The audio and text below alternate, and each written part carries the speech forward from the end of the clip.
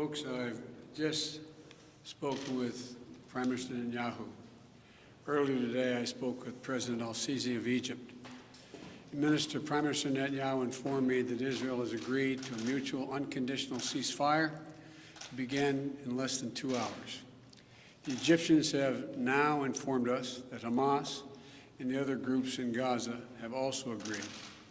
In my conversation with President Netanyahu, I commended him for the decision to bring the current hostilities to a close within less than 11 days. I also emphasized what I've said throughout this conflict. The United States fully supports Israel's right to defend itself against indiscriminate rocket attacks from Hamas and other Gaza-based terrorist groups that have taken the lives of innocent civilians in Israel. The Prime Minister also shared with me his appreciation for the Iron Dome system, which our nations developed together and which has saved lives of countless Israeli citizens, both Arab and Jew. I assured him of my full support to replenish Israel's Iron Dome system to ensure its defenses and security in the future. Over the last 11 days, I spoke with the Prime Minister 6 times. I've also spoken with President Abbas of the Palestinian Authority more than once, and part of our intense diplomatic engagement. And I want to also thank the Secretary of State, the Secretary of Defense, our National Security Advisor, and everyone on our team for their incredible efforts to bring this outcome that we're about to see. You know, we've held intensive high-level discussions, hour by hour, literally.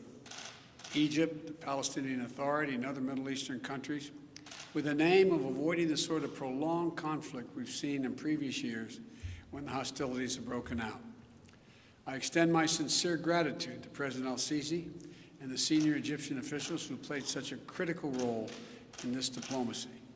I also appreciate the contributions of other parties in the region who've been engaged in working toward the end of hostilities.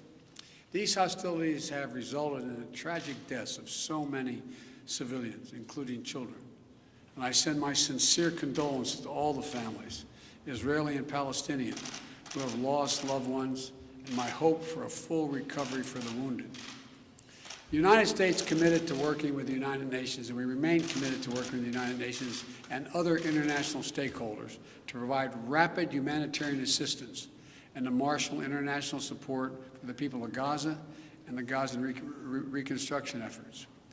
We will do this in full partnership with the Palestinian Authority, not Hamas, Authority, in a manner that does not permit Hamas to simply restock its military arsenal.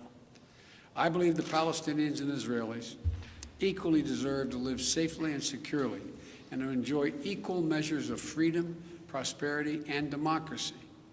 My administration will continue our quiet and relentless diplomacy toward that end. I believe we have a genuine opportunity to make progress, and I'm committed to working for it. I want to thank you all. May God bless you all, and pray that this continues. Thank you so much. Mr. President Biden, significant de-escalation. Are you confident the ceasefire will last, President Biden?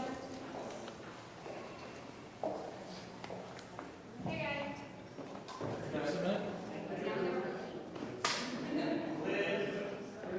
Right.